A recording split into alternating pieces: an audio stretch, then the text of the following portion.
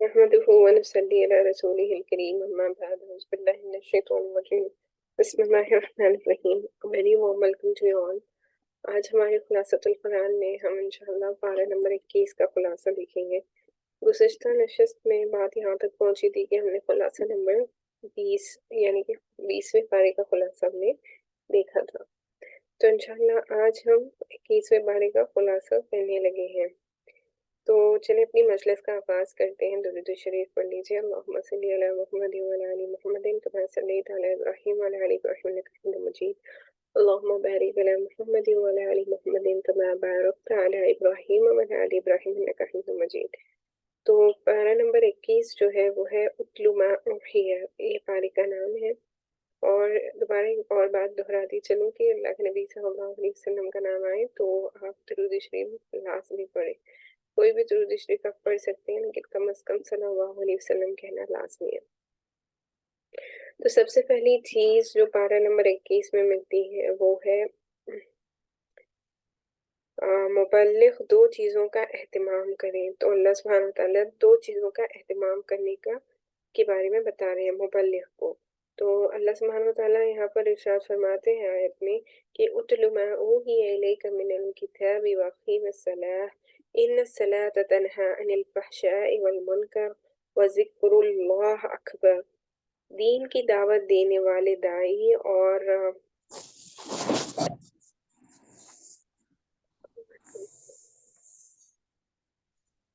جی تو میں یہ بتانے لگی تھی کہ جو دین کی داعی ہوتے ہیں ان کے لیے یہاں پہ بتایا جا رہا ہے کہ دین کی دعوت دینے والے داعی اور وعظ کو دو چیزوں کا اہتمام کرنا چاہیے. جو وعظ دیتے ہیں اور دین کے داعی ہوتے ہیں ان کو دو چیزوں کا اہتمام کرنا چاہیے.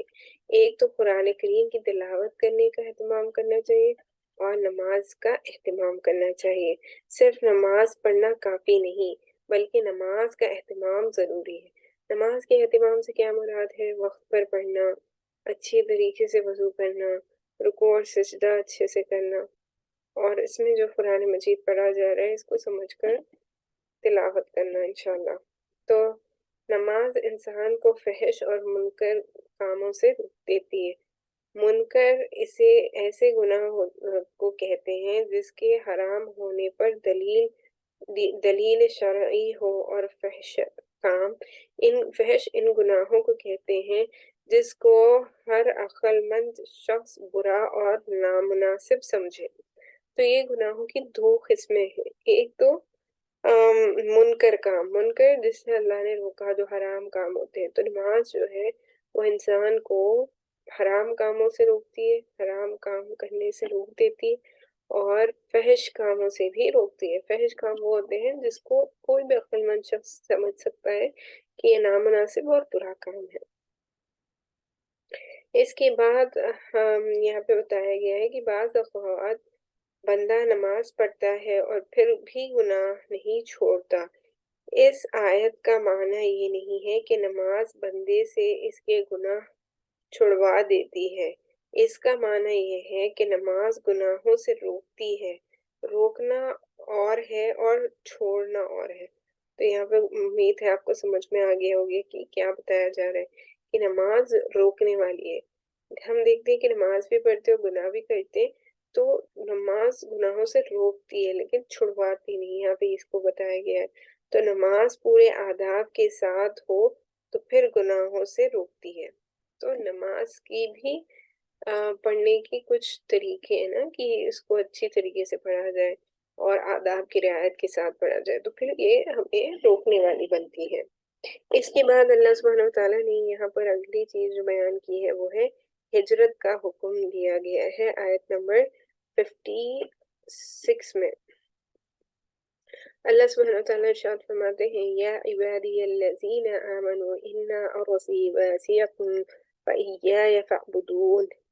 صحابہ اکرام رضی اللہ تعالیٰ عنہم اجمعین پر مکہ مکرمہ میں صحابہ اکرام رضی اللہ تعالیٰ عنہم اجمعین پر مکہ مکرمہ میں رہتے ہوئے دین پر چلنا اور دشوار تھا، تو پہلے انہیں صبر و استقامت کی تعلیم دی گئی. جب بہت زیادہ ظلم و ستم ہوا، ہم نے سیرت کے حوالے سے ساری مکمل تفصیل دیکھی کہ کن کن طریقے سے صحابہ کرام رضی اللہ تعالیٰ عنہم اجمعین کے اوپر ظلم کیا گیا نا۔ اگر آپ کو یہ تفصیل پتہ نہیں ہے تو آپ میرے چینل پر جو سیرت کے لیکچرز ہیں اور سیرت کی جو پلے لسٹ ہے، آپ اس کو گو تھرو کر سکتے ہیں، جس سے آپ کو ابتدائی دور میں جو صحابہ کرام رضی اللہ تعالیٰ عنہم اجمعین پر جو ظلم و ستم ڈھایا گیا اور جس طریقے کی انہیں تکلیفیں دی گئی، ہم نے مکمل واضح طور پر اس کا مطالعہ کیا ہے۔ الرحیق المختوم جو سیرت النبی صلی اللہ علیہ وسلم کی سب سے عمدہ کتاب ہے، ہم اس میں سے ہماری سیرت کے لیکچرز کا کور کر رہے ہیں، تو آپ سے گزارش ہے کہ اگر آپ کو ان ساری ڈیٹیلز کے بارے میں پتہ نہیں ہے تو پلیز آپ وقت نکالیں اور سیرت کے لیکچرز کو گو تھرو کریں انشاءاللہ۔ تو یہاں پہ پتہ یہ چلا کہ ابتدائی دور میں جو مسلمانوں پر ظلم کیا جاتا تھا تو اللہ نے ابتدائی دور میں ان کو صبر اور استقامت سے رہنے کی تعلیم دی۔ اس کے بعد اب یہاں فرمایا کہ اگر ایک جگہ رہتے ہوئے دین پر عمل کرنا اور اللہ تعالیٰ کی عبادت مشکل ہو جائے تو پھر ہجرت کر کے کسی ایسے علاقے کی طرف چلے جائیں جہاں دین پر چلنا آسان ہو۔ اللہ تعالیٰ کی زمین بہت وسیع ہے۔ تو صحابہ اکرام رضی اللہ تعالیٰ عنہم اجمعین کو اور نبی صلی اللہ علیہ وسلم کو کچھ وقت کے بعد، کچھ عرصے کے بعد اللہ کی طرف سے حکم ہو گیا کہ آپ ہجرت کر کر دوسری جگہ چلے جائیں جہاں پر آپ کو دین پر چلنے میں آسانی ہو۔ تو اسی کو ہجرت کرنا کہا جاتا ہے۔ مکے سے مدینے کی طرف صحابہ اکرام رضی اللہ تعالیٰ عنہم اجمعین اور نبی صلی اللہ علیہ وسلم گئے ہیں۔ اس کے بعد اگلی چیز جو یہاں پہ ارشاد فرمایا ہے وہ ہے ہجرت کرنے پر شبہ کا اظہار۔ آیت نمبر 60 میں اللہ سبحانہ وتعالیٰ ارشاد فرماتے ہیں وَكَأَيٍّ مِّن دَابَّةٍ لَا تَحْمِلُ رِزْقَهَا اللَّهُ يَرْزُقُهَا وَإِيَّاكُمْ وَهُوَ السَّمِيعُ الْعَلِيمُ۔ اس آیت میں ایک شب کا ازالہ بھی کر دیا کہ ہجرت کے وقت کسی کے ذہن میں کسی کے ذہن میں آ سکتا ہے کہ یہاں تو روزگار کی ترتیب بنی ہوئی ہے، جب وہ دوسرے علاقے میں ہجرت کر کے جائیں گے وہاں روزگار کی ترتیب کیسے بنے گی۔ اللہ تعالیٰ فرماتے ہیں کہ بہت سے جانور ہیں جو کوئی بھی اپنا رزق ساتھ اٹھا کر نہیں لے جاتے بلکہ اللہ تعالیٰ انہیں رزق دیتا ہے، تو کیا وہ لوگ جو اللہ تعالیٰ کی اطاعت اور فرمانبرداری کے لیے اپنا وطن چھوڑیں گے، اللہ تعالیٰ انہیں رزق نہیں دے گا۔ تو یہاں پر اللہ نے بہت اچھے سے ہمیں یہ سمجھا دیا، تمام انسانوں کے لیے واضح طور پر بتایا جا رہا ہے کہ اگر کوئی بندہ اللہ کے دین کے خاطر دنیاوی چیزوں کو چھوڑ دیتے ہیں تو پھر اللہ سبحانہ وتعالیٰ اس کو اس سے بہتر بھی چیز عطا کرتے ہیں اور پھر اللہ سبحانہ وتعالیٰ اس کو رزق عطا ہی کرتے ہیں۔ یعنی کہ جو معاش کا ذریعہ ان کا وہاں پر تھا، تجارت کی ترتیب تھی مکہ مکرمہ میں، اب وہ جب مدینہ منورہ چلے جائیں گے تو اللہ سبحانہ وتعالیٰ انہیں رزق عطا کریں گے۔ اس کے بارے میں بتایا جا رہا ہے، جیسے اللہ سبحانہ وتعالیٰ نے یہاں پہ اگزامپل دے کے سمجھایا کہ بہت سے جانور اللہ نے پیدا کیے لیکن کوئی بھی جانور ایسا نہیں ہے جو اگلے دن کے لیے جمع کر کے رکھتا ہو نا، وہ ہر دن شکار کرتے ہیں، ہر دن ڈھونڈتے ہیں اور ہر دن کھا رہے ہوتے ہیں۔ اسی کی مثال یہ ہے کہ اللہ ہر کسی کو بن مانگے رزق عطا کر رہا ہوتا ہے، تو پھر جو اللہ کے اطاعت گزار بننے ہیں اللہ ان کو کیسے نہ عطا کرے گا نا۔ اس کے بارے میں یہاں پہ یہ بتایا گیا۔ اس کے بعد مشرکین کی مصیبت کے وقت پکار۔ تو اللہ سبحانہ وتعالیٰ آیت نمبر 65 میں ارشاد فرماتے ہیں وَإِذَا رَكِبُوا فِي الْفُلْكِ دَعَوُا اللَّهَ مُخْلِصِينَ لَهُ الدِّينَ فَلَمَّا نَجَّاهُمْ إِلَّا الْبَرَّ إِذَا هُمْ يُشْرِكُونَ۔ مشرکین جب کشتی میں سوار ہوتے اور پھنس جاتے تو اس وقت اللہ تعالیٰ کو پکارتے اور اخلاص کے ساتھ پکارتے۔ مشرک بھی سمجھتے تھے کہ اس مشکل سے اللہ تعالیٰ کے علاوہ کوئی بھی نہیں نکال سکتا۔ چونکہ یہ دعا اخلاص سے ہوتی تھی اس لیے اللہ تعالیٰ ان کو نجات عطا فرما دیتے تھے۔ اس کا مطلب یہ نہیں ہے کہ وہ مومن ہو جاتے تھے، بلکہ اس گھڑی میں ان کا عقیدہ یہ ہوتا تھا کہ اس مشکل سے خدا کے علاوہ ہمیں کوئی نہیں نکال سکتا۔ اللہ تعالیٰ اللہ تعالیٰ بچا لیتے ہیں، یہ پھر شرک شروع کر دیتے۔ تو یہاں پر ان مشرکین کے بارے میں بتایا جا رہا ہے جو سفر کے لیے سمندر سے جایا کرتے تھے نا کشتی میں، تو جب طوفان آتا، کشتی ڈوبنے لگتی، تو وہ خالص اللہ کو پکار کر اللہ سے مدد مانگتے۔ تو کیونکہ ان کی پکار خالص ہوتی تو اللہ سبحانہ وتعالیٰ ان کی پکار کو قبول کرتے اور پھر انہیں بچا لیتے، لیکن جیسے ہی وہ بچ کر آ جاتے پھر وہ دوبارہ شرک میں مبتلا ہو جاتے۔ ان کی اس بری عادت اور اس احسان فراموشی کو بیان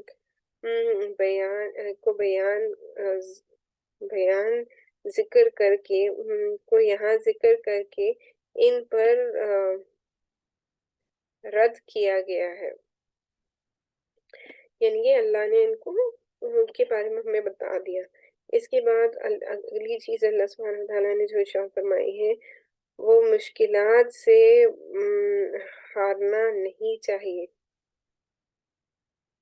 اللہ سبحانہ وتعالیٰ یہاں پر آیت میں ارشاد فرماتے ہیں وَالَّذِينَ جَاهَدُوا فِيهَا لَنَهْدِيَنَّهُمْ سُبُلَنَا، جو شخص ہمارے دین کے راستے میں مشقت برداشت کرے اور محنت کرے ہم اس کے لیے اپنے راستے کھول دیتے ہیں۔ یہ آیت دین پر چلنے والوں کے لیے بڑی خوشخبری ہے کہ جب انسان ہمت نہ ہارے بلکہ مسلسل کوشش و محنت میں لگا رہے تو اللہ تعالیٰ اس کی مشکلات کو دور فرما کر راستے کھول دیتے ہیں اور منزل مقصود تک پہنچا دیتے ہیں۔ سبل سبیل کی جمع ہے، اللہ تعالیٰ تک پہنچنے کا ایک راستہ نہیں ہے بلکہ اللہ تعالیٰ تک پہنچنے کے کئی راستے ہیں، تو ان کو سبیل سے کی جمع سبل سے یہاں پہ ارشاد کیا گیا ہے۔ تو اس کے بعد تو دین کو ایک خاص ہیت یا مخصوص محنت میں محدود کرنا بہت بڑا ظلم ہے، یعنی کہ دین کو جو ہے محدود نہیں کرنا چاہیے، یعنی کہ اللہ سبحانہ وتعالیٰ ہمیں نماز پڑھنے کی، اچھی نماز پڑھنے کی وجہ سے بھی نجات دے سکتے ہیں، اللہ سبحانہ وتعالیٰ ہمیں کوئی بھی ایک چھوٹے سے عمل کی وجہ سے بھی جنتی دے سکتے ہیں نا۔ تو یہی بتایا گیا کہ اللہ تک پہنچنے کا صرف ایک راستہ نہیں بلکہ ملٹیپل راستے ہیں، اور اگر کوئی ایک ہی راستہ بناتا ہے اور ایک ہی محدود کر دیتا ہے تو پھر یہ گویا اس نے ظلم کیا۔ اس لیے میں یہ بات اکثر سمجھایا کرتا ہوں، مصنف کہہ رہے ہیں کہ اس لیے میں یہ بات اکثر سمجھایا کرتا ہوں کہ مجموع نبوت نے 3 کام کیے ہیں: ایک اشاعت دین، 2 دفاع دین اور تیسرا جو ہے وہ نفاذ دین، اور اس کام کے لیے 4 طریقے اختیار فرمائے، یعنی کہ اشیاء دین یعنی کہ دین کی ساری معلومات اللہ کے نبی صلی اللہ علیہ وسلم نے بیان کی، دفاع دین یعنی کہ دین کی حفاظت کے بارے میں بھی ہر چیز بتا دیا، اور پھر نفاذ دین یعنی کہ دین میں جن کاموں کو کرنے سے منع کیا اور جن کو کرنے کے بارے میں بتایا، ان ساری چیزوں کے بارے میں اللہ نے کے نبی صلی اللہ علیہ وسلم میں بتایا، اور اس کام کے لیے 4 طریقے اختیار فرمائے۔ ایک تو کیا ہے کہ اللہ کے نبی صلی اللہ علیہ وسلم دعوت کس طریقے سے دیا کرتے تھے؟ ایک تقریر، دوسرا تحریر کے طریقے سے، تیسرا ہے مناظرہ، اور چوتھا ہے جہاد۔ ان چاروں ہی کے ذریعے سے اللہ سبحانہ وتعالی اللہ کے نبی صلی اللہ علیہ وسلم ان چاروں چیزوں کے ذریعے سے آپ سمجھے دعوت اللہ میں کے بارے میں بتایا کرتے تھے۔ تو دعوت اللہ جو ہے وہ اللہ کی طرف سے عطا کردہ چیز ہے نا، تو اللہ سبحانہ وتعالیٰ کی طرف بلانے کے لیے یہ 4 چیزوں کو یہ اختیار کرتے تھے۔ 4 چیزیں کیا ہیں یہاں پر آپ دیکھیں، 4 چیزیں یہ ہیں کہ تحریر، تقریر، مناظرہ اور جہاد، ان چاروں کے ذریعے سے دین کی باتوں کو پھیلایا گیا۔ यहाँ पर ये सूरा मुकम्मल हो जाता है। अब हम अगला सूरा जो है वो सूरह रोम शुरू करने लगे हैं। तो 21वें पारे में जो अगला सूरत शुरू होता है वो है सूरह रोम। तो इस सूरत के आगाज में ईरानियों के मुकाबले में रोमियों की फतह की पेशन गोई की जो 7 साल बाद पूरी हुई, इसी मुनासिबत से इसका नाम सूरतुल रूम रखा गया है। सूरतुल रूम मक्की है। दीगर मक्की सूरतों की तरह इसमें भी दीन इस्लाम की बुनियादी अकायद, तौहीद, रिसालत और क़यामत के दलाइल से साबित किया गया है। शुरू सूरत में एक अजीम पेशन गोई की गई है जिसमें दो खुशखबरियों का जिक्र है। एक ये कि कुछ सालों बाद अहले रोम जो अहले किताब ईसाई थे को ईरानियों जो आतिश परस्त थे, आतिश परस्त आप समझते होंगे ना कि आतिश किसे कहते हैं। मोस्ट प्रॉब्ली अगर मैं रॉन्ग नहीं हूँ तो यहाँ पे आतिश परस्तों को जो आग की पूजा करते थे उनके बारे में बताया जा रहा है। पर फतह नसीब होगी। इसी दिन मुसलमानों अहले कुरान को मुशरिकीन पर फतह की सूरत में खुशी नसीब होगी। तो ये सारी बातें अल्लाह ने यहाँ पे इरशाद फरमाई है। अगली चीज जो यहाँ पे मिलती है वो है अहले रूम के लिए फतह की पेशन गोई। आयत नंबर 1 से लेकर 3 तक इस सूर्य की अल्लाह सुब्हानहू व तआला इरशाद फरमाते हैं, अलिफ लाम मीम गुलिबतिर रौम फी अदनल अर्ज़ व हुम मिन बअदिल गलबिहिम सयगलिबून। इन आयात का शान नुज़ूल ये है कि दीन में के अम, इन आयात का शान नुज़ूल ये है कि दुनिया में दो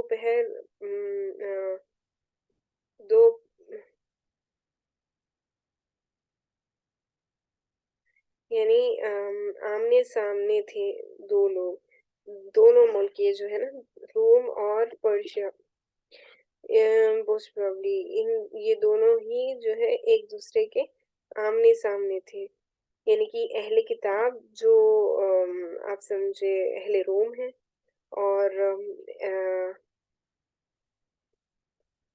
और जो है दूसरे जो लोग हैं वो है ईरानी। हम्म, इन दोनों के बारे में यहाँ पे बताया जा रहा है। एक रोम दूसरी ईरान। रोम के हर बादशाह को फसीर कहा जाता था। ईरान के हर बादशाह को कसरा कहा जाता था। रोम अहले किताब ईसाई थे और ईरानी आतिश परस्त मजूसी थे। मजूसी जो आग की पूजा करते हैं। ईरान मुसलसल रोम को शिकस्त देता हुआ आगे बढ़ रहा था। इधर मक्के में बुतपरस्त मुशरिकीन अ, की अ, की हददर्मियों मुशरिकीन की हददर्मियों ईरानियों के साथ थी। जब वो किसी शहर को फतह करते तो मक्के के मुशरिकीन मुसलमानों को चढ़ाने की धमकी sorry, अ, मक्के के मुशरिकीन मुसलमानों को चढ़ाते कि देखो हमारे ईरानी भाई मुसलसल अहले रूम के मुकाबले में फतह हासिल कर रहे हैं। तो ये जो रूम थे उनको उनके ऊपर ये गालिब थे ना। तो अल्लाह ने यहाँ पे इस आयत में ये वाज़ेह कर दिया कि आगे चलकर होगा ये कि रूम वाले कामयाब होंगे, रूम को गलबा हासिल होगा।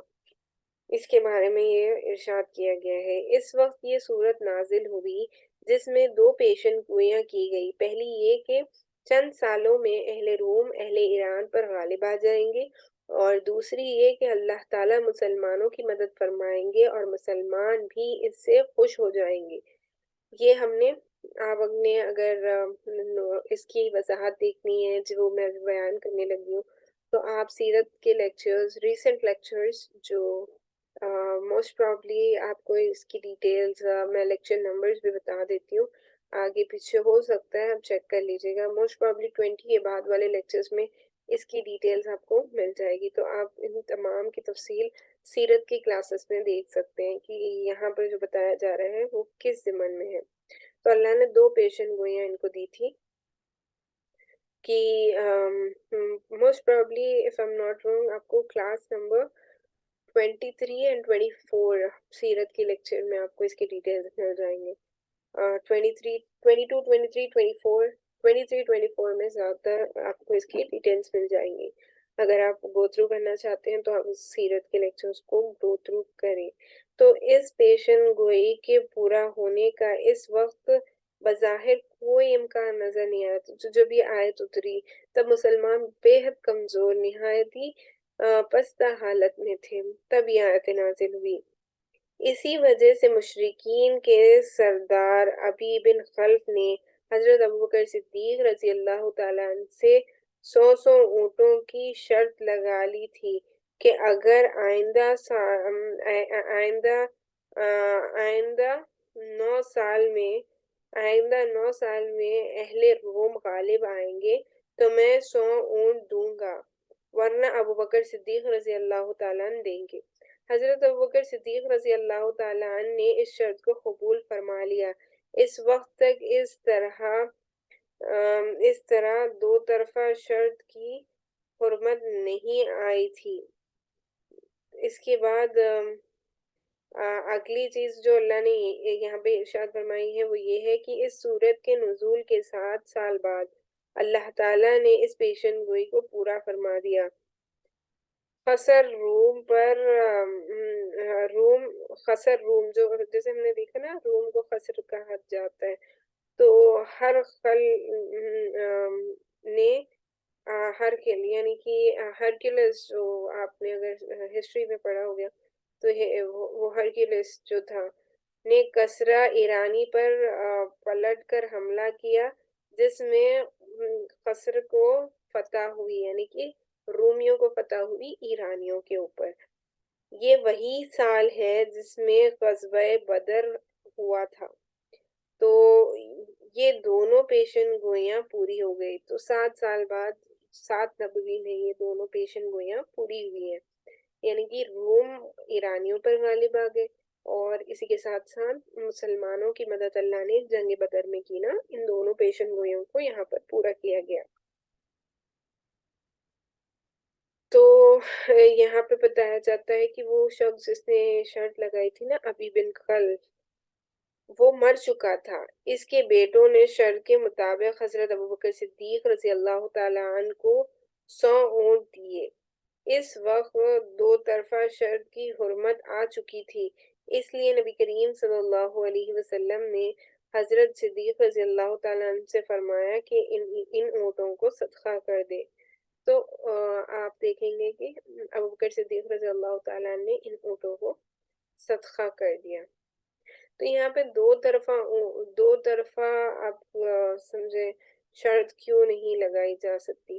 2 طرفہ شرط کس کے کہتے ہیں؟ 2 طرفہ شرط یعنی کہ ایسی شرط جس میں آپ کو آؤٹ کم ہی نہیں پتا ہو، اور آپ شرط ایسی لگا رہے ہیں جس میں odds فیوریبل، جو آپ سے ریبل کر رہا ہے اسی کے فیور میں ہو، تو اسے 2 طرفہ شرط کہا جاتا ہے نا، کی حرمت کی گئی ہے۔ اللہ نے اس کو ناپسند فرمایا۔ 2 طرفہ جو شرطیں لگاتے ہیں، یہ ہو جائے گا تو میں یہ کروں گا، وہ ہو جائے گا تو یہ کروں گا، تو اللہ نے اس کو ناپسند فرمایا ہے۔ اس کے بعد 5 وقت نمازیں جو ہم پڑھتے ہیں، اس کا ثبوت اللہ نے یہاں پہ آیت میں ارشاد فرمایا ہے۔ آیت نمبر 17 اور 18 میں اللہ سبحانہ وتعالیٰ فرماتے ہیں فَحَسْبُنَا اللَّهُ حِينَ تُمْسُونَ وَحِينَ تُصْبِحُونَ وَلَهُ الْحَمْدُ فِي السَّمَاوَاتِ وَالْأَرْضِ وَعِشِيًّا وَحِينَ تُظْهَرُونَ۔ اس آیت سے 5 نمازوں کا ارشاد نکلتا ہے۔ حین التمسون میں مغرب اور عشاء دونوں شامل ہیں، اور حین تصحبون میں فجر کی نماز ہے، اور عشاء میں عصر کی نماز ہے، اور حین تظہرون میں ظہر کی نماز کا ذکر ہے۔ تو یہ ساری 5 نمازیں جو ہم پڑھا کرتے ہیں اس کا یہاں پر ذکر ملتا ہے۔ اس کے بعد اللہ سبحانہ وتعالیٰ نے اگلی چیز جو ارشاد فرمائی ہے وہ قدرت باری تعالیٰ کی نشانیوں کے بارے میں اللہ نے ارشاد فرمایا۔ تو آیت نمبر 21 میں اللہ سبحانہ وتعالیٰ ارشاد فرماتے ہیں وَمِنْ آيَاتِهِ أَنْ خَلَقَ لَكُم مِّنْ أَنفُسِكُمْ أَزْوَاجًا لِتَسْكُنُوا إِلَيْهَا۔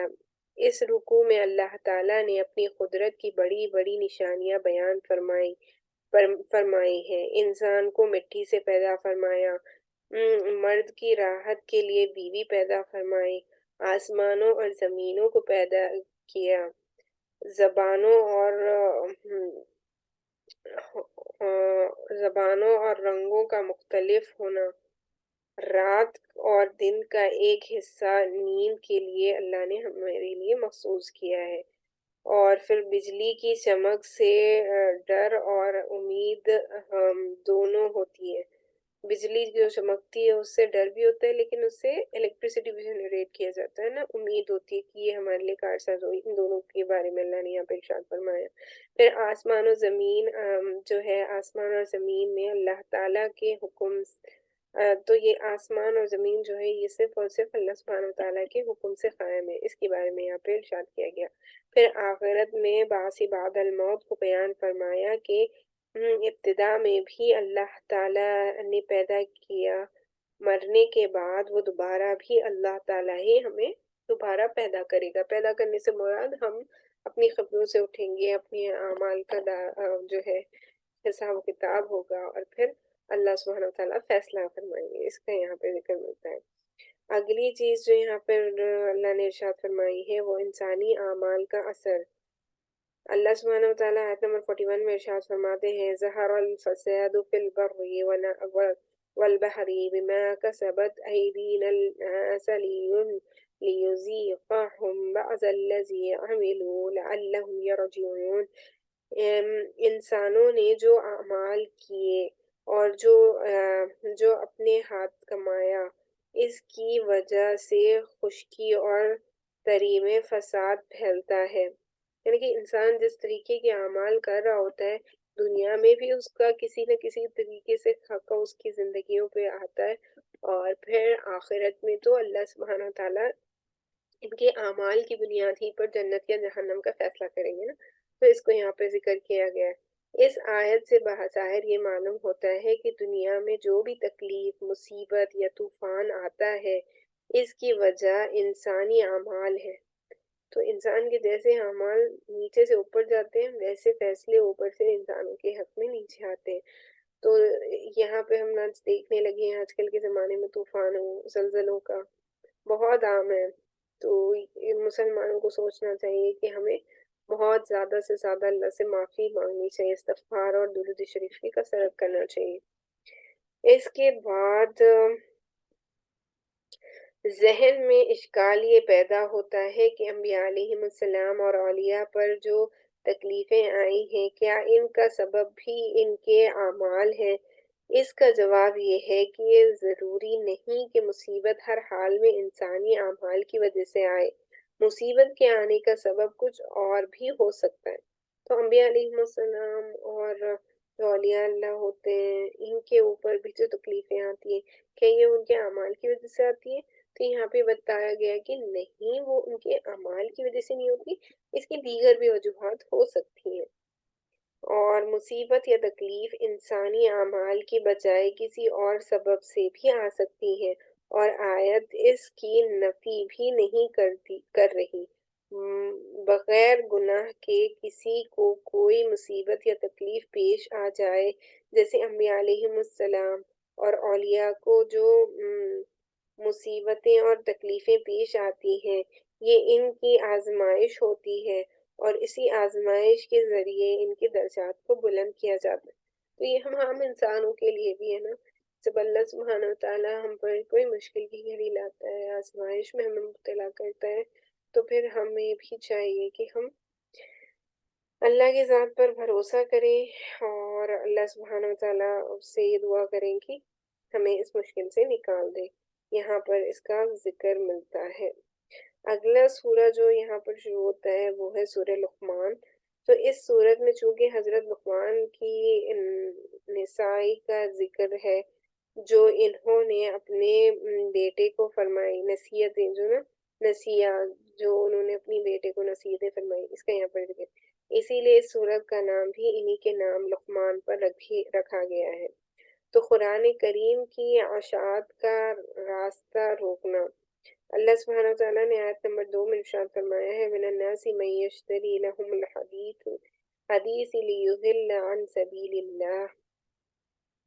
نذر بن حارث ایک مشرک تھا اور تجارت کے لیے مختلف ملکوں کا سفر کیا کرتا تھا۔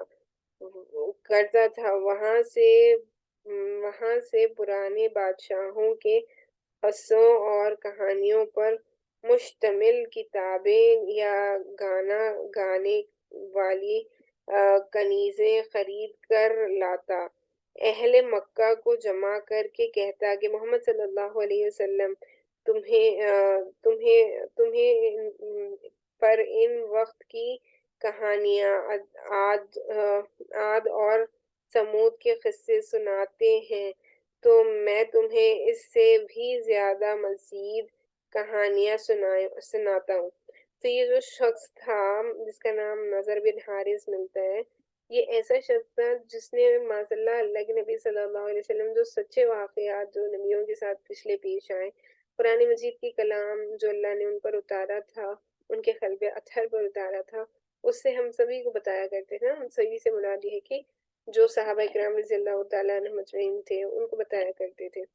تو یہاں پہ کفار و مشرکین کا کیا رد و عمل تھا کہ اس شخص نے نذر بن حارث نے کیونکہ وہ تجارت کیا کرتا تھا تو وہ بھی کچھ ایسی بانیوں کو لے آیا جو اس زمان مطلب اس ریجن کی پرٹیکولر تھی اور وہ ان کی ہسٹری زیادہ اچھے سے جانتی تھی، تو ماشاء اللہ یہ کمپیئر کر کے اپنی طرف متوجہ کرنے لگا۔ اگر آپ اس کی بھی ڈیٹیلز دیکھنا چاہتے ہیں تو اس کی بھی ہم نے ڈیٹیل سیرت میں آلریڈی گو تھرو کی ہے، آپ اس کو دیکھ سکتے ہیں۔ تو مقصد یہ تھا کہ لوگ قرآن کریم نہ سنیں اور نبی کریم صلی اللہ علیہ وسلم پر ایمان نہ لائے، اس وجہ سے اس نے یہ کام کیا تھا۔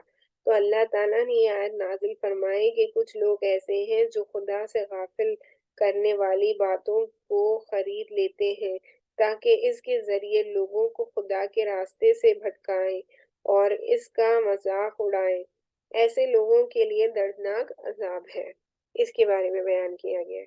حضرت لقمان نے اپنے بیٹے کو چند ایک نصیحتیں کی تھی، اس کا بھی یہاں پر ذکر ملتا ہے۔ تو آیت میں ارشاد ملتا ہے کہ وَلَقَدْ آتَيْنَا لُقْمَانَ الْحِكْمَةَ أَنِ اشْكُرْ لِلَّهِ۔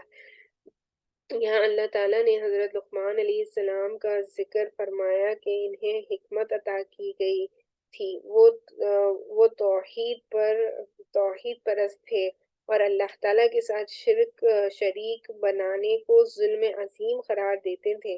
حضرت لقمان علیہ السلام نے اپنے بیٹے لقمان جو ہے حضرت لقمان علیہ السلام نبی تھے نہیں تھے، تو یہاں پہ ان کے بارے میں یہ ملتا ہے کہ وہ نبی نہیں تھے بلکہ ایک نیک اور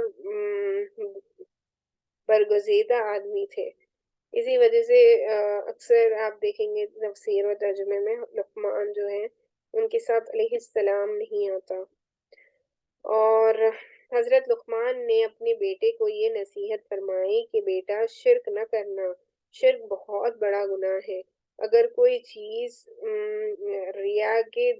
رائی کے دانے کے برابر بھی ہو تو اللہ تعالیٰ کی ذات ایسی ہے کہ اسے حاضر کر دیتا ہے، اور اس لیے اللہ تعالیٰ کے علم کا قائل رہنا، یعنی کہ جس پہ ہمیں عمل کرنے کے لیے کہا گیا ہے اس پر ہم عمل کریں، اور جس سے رکنے کے لیے کہا گیا ہے، بچنے کے لیے کہا گیا ہے، اس سے بچ جائیں۔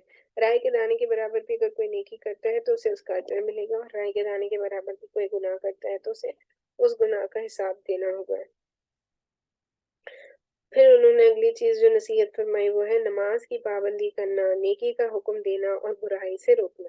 یہ ہماری امت کے لیے بھی بہت ساری اہم نصیحت ہے نا، ہمیں بھی چاہیے کہ ہم ساری چیزوں کو فالو کریں، نماز پڑھیں، شرک سے بچیں، اور پھر جو ہے نیکی کے کاموں کو خود بھی کریں، دوسروں کو بھی اس کا حکم دیں۔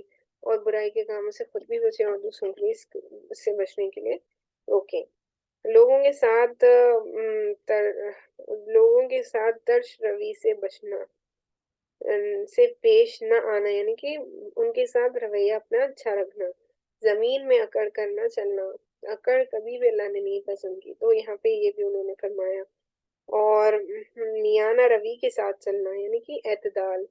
کچھ گروہ ایسے ہیں جو بہت غلو کرتے، کچھ گروہ ایسے ہیں جو بہت ہی ڈسریسپیکٹ کرتے، تو ہمیں یہ بتایا گیا کہ ہمیں نہ تو غلو کرنا ہے نہ ڈسریسپیکٹ کے لیول میں جانا ہے، ہمیں اعتدال میانہ روی پر اختیار رہنا ہے۔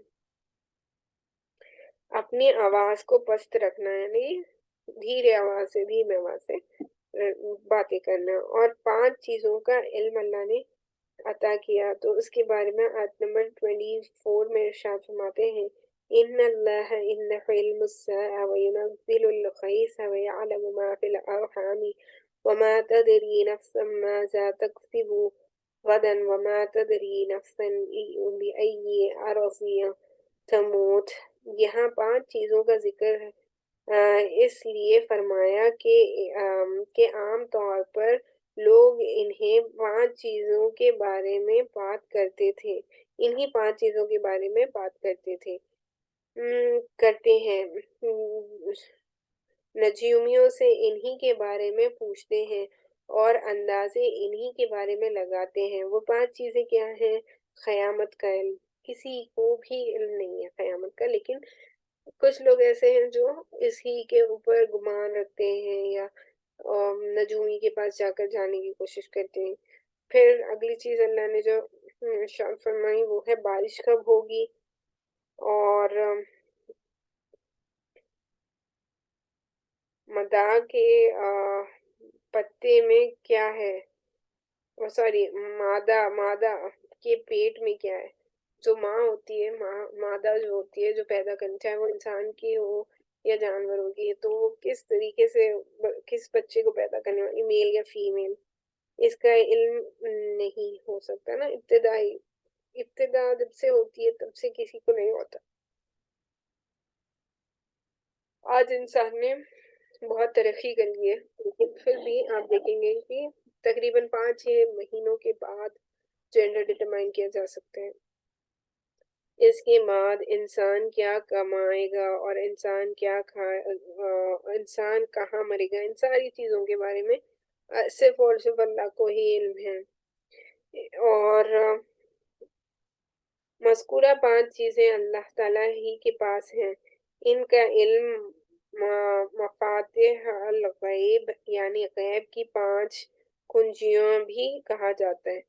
یہ ساری ہی چیزوں کو 5 غیب کی کنجیاں کہا جاتی ہیں۔ کون کون سی ہے؟ دوبارہ دہراتی چلوں، قیامت کا علم، بارش کا ہونا، اور مداحوں کے پیٹ میں کیا ہے، جینڈر اس کا جو ہے وہ، اور اس نام کا سورت، سوری میں یہ بتا رہی تھی آپ کو۔ اور اگلی چیز جو ہے انسان کیا کمائے گا اور انسان کہاں مرے گا، ان ساری چیزوں کو اللہ نے لکھ رکھا ہے، اور یہ صرف اللہ ہی کے علم میں ہے۔ اگلی چیز جو اللہ سبحانہ وتعالیٰ نے یہاں پہ ارشاد فرمائی ہے، وہ اگلا سورہ جو شروع ہوتا ہے وہ ہے سورہ سجدہ۔ تو اس سورت میں آیت سجدہ اور سجدے کا ذکر کیا گیا ہے، اسی وجہ سے اس کا نام سورہ سجدہ رکھا گیا ہے۔ اس سورت میں دین اسلام کی بنیادی ارکان، توحید، رسالت اور آخرت کا اثبات کیا گیا ہے۔ آپ صلی اللہ علیہ وسلم اکثر جمعہ کے دن نماز فجر کی پہلی رکعت میں اس سورت کی تلاوت فرماتے تھے، تو یہ بھی سند سے ثابت ہے، آپ یہ پڑھنا چاہیں تو پڑھ سکتے ہیں۔ اور اسی طرح یہ جو سورہ سجدہ ہے کہ اس بارے میں، یہی وہ سورہ ہے جو سورہ ملک کے ساتھ عشاء کی نماز کے بعد بھی پڑھنے کے لیے کہا جاتا ہے۔ تو سب سے پہلی چیز جو اس میں اللہ سبحانہ وتعالیٰ نے ارشاد فرمائی ہے وہ آسمان و زمین کی تخلیق کے بارے میں اللہ نے ارشاد فرمایا، اللہ الذی خلق السماوات والارض وما بینہما فی 6 ایام ثم استوی علی العرش۔ اللہ تعالیٰ نے آسمان، زمین اور جو کچھ ان دونوں کے درمیان ہے 6 دنوں میں پیدا کیا، اور 6 دنوں سے مراد 6 دنوں کی مقدار ہے، کیونکہ اس وقت تو دن رات ہوتی ہی نہیں تھی۔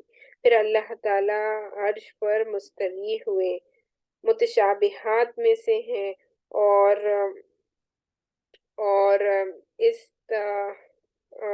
علی العرش کا عرش استوى علی العرش جو کہا جاتا ہے، اس کا معنی ہم نہیں جانتے، بلکہ اس کو وہ اللہ تعالیٰ کے سپرد کر دیا ہے۔ اگر استوى علی العرش پر مدلل بحث کے لیے آپ یہ مصنف کی کتاب ہے العقائد فی العقائد کی، تو اس کا بھی مطالعہ کر سکتے ہیں، مولانا الیاس کمل کی۔ پھر اگلی چیز جو یہاں پہ ارشاد فرمائی ہے وہ ملاقات کا ہونا یا کتاب کا ملنا۔ تو اللہ سبحانہ وتعالیٰ آیت نمبر 24 میں ارشاد فرماتے ہیں وَلَقَدْ آتَيْنَا مُوسَى الْكِتَابَ فَلَا تَكُونُ فِي مِرْيَةٍ مِّن لِقَائِهِ۔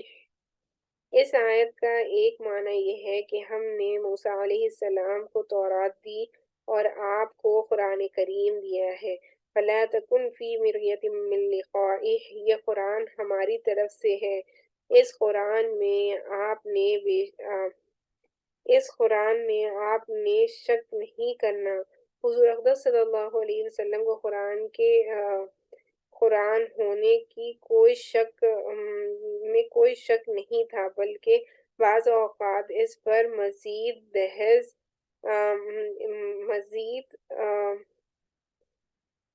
مزید پختہ رہنے کے لیے اللہ تعالیٰ ایسی بات ارشاد فرماتے ہیں۔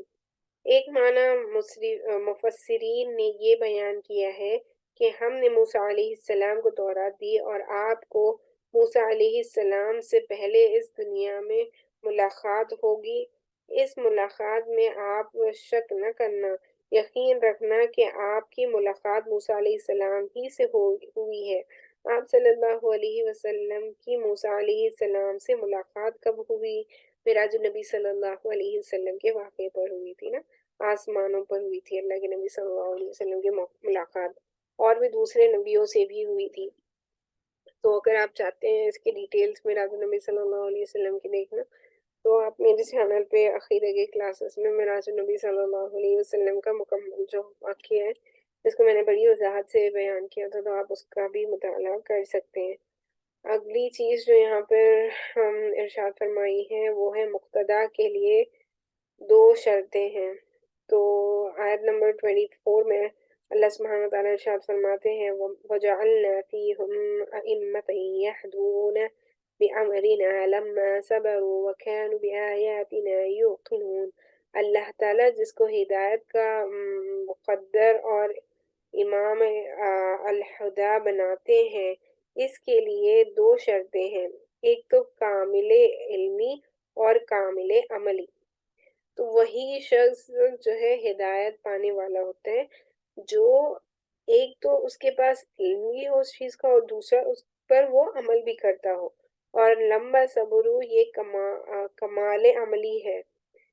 صبر کا دائرہ بہت وسیع ہے، طاعت پر بھی صبر کرنا، گناہوں سے رکنا، پھر بھی صبر کرنا، اور مشقت آئے تو برداشت کرنا، یہ سارے کمال عملی، اس سے بڑھ کر اور کیا ہوگا۔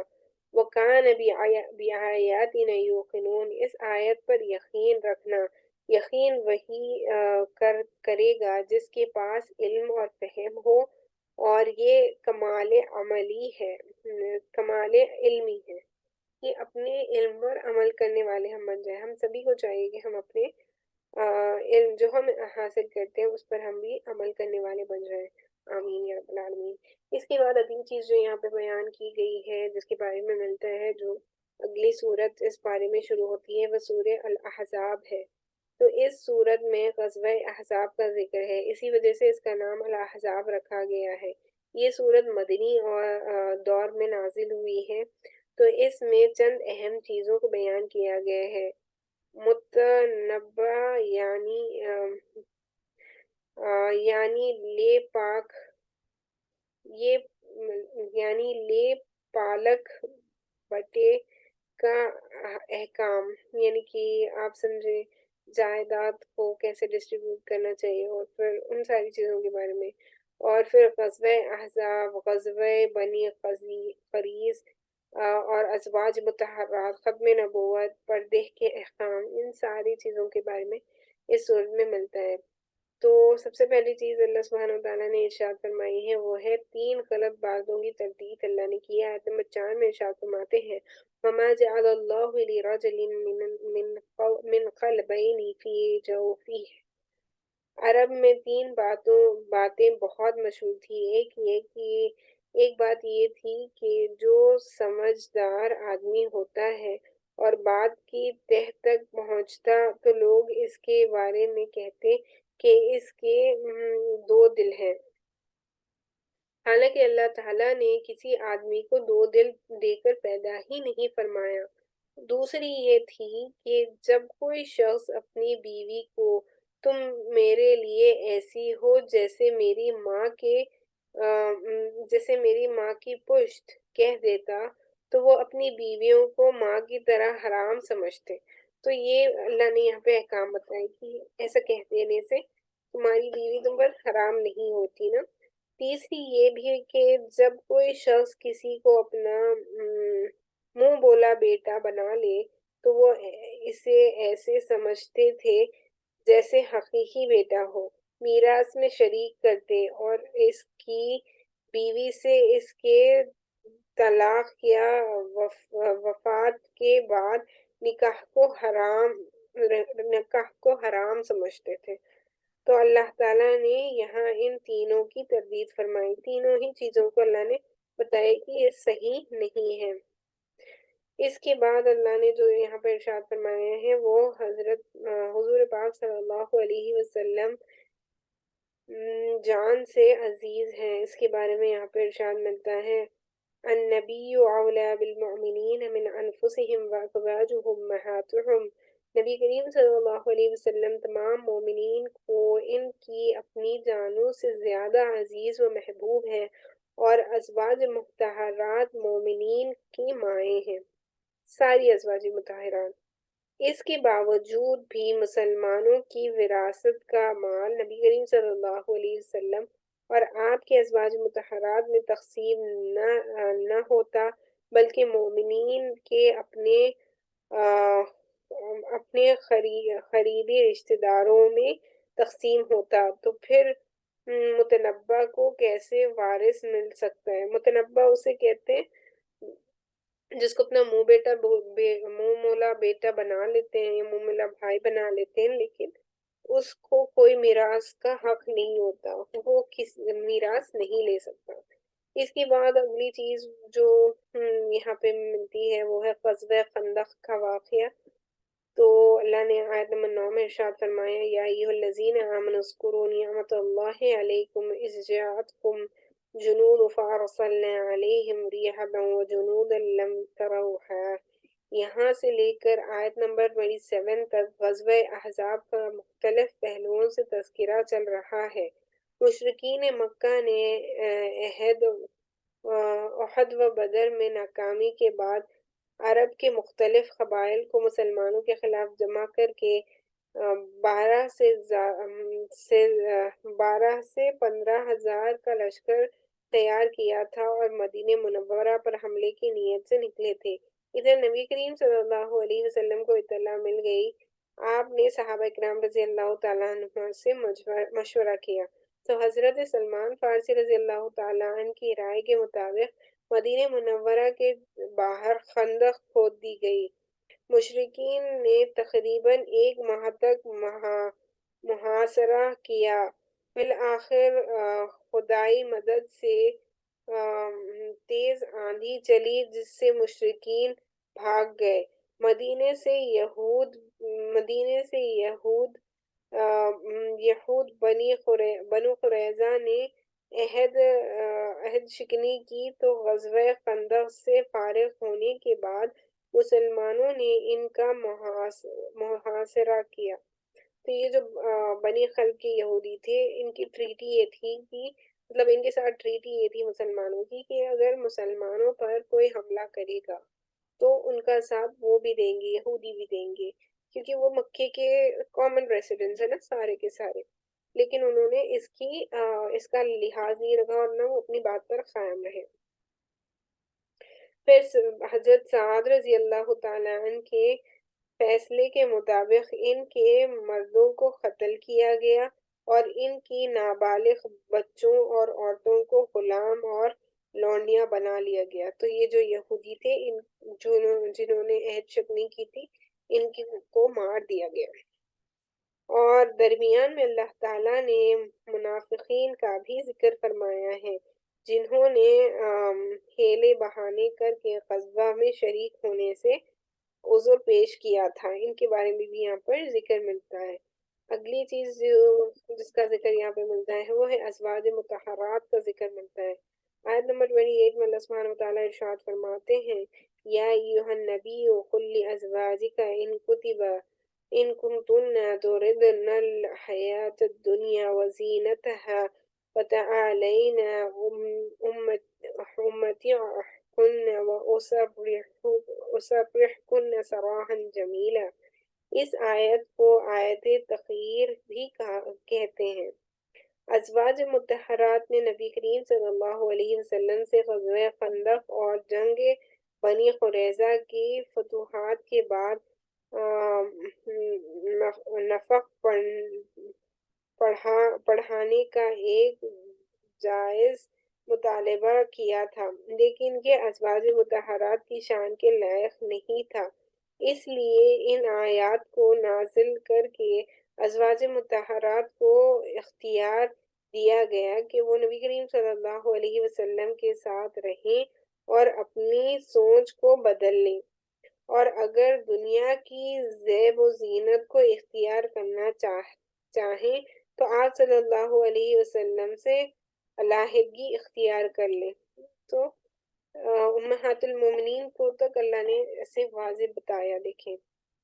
پھر اور اگر دنیا کی زیب و زینت کو اختیار کرنا چاہتے ہیں تو آپ صلی اللہ علیہ وسلم سے علیحدگی اختیار کر لیں، لیکن قربان جائیں اپنی ماؤں پر کہ انہوں نے پہلی صورت اختیار کی اور نبی کریم صلی اللہ علیہ وسلم کے ساتھ رہیں، اور انشاءاللہ آخرت میں بھی ساتھ رہیں گی۔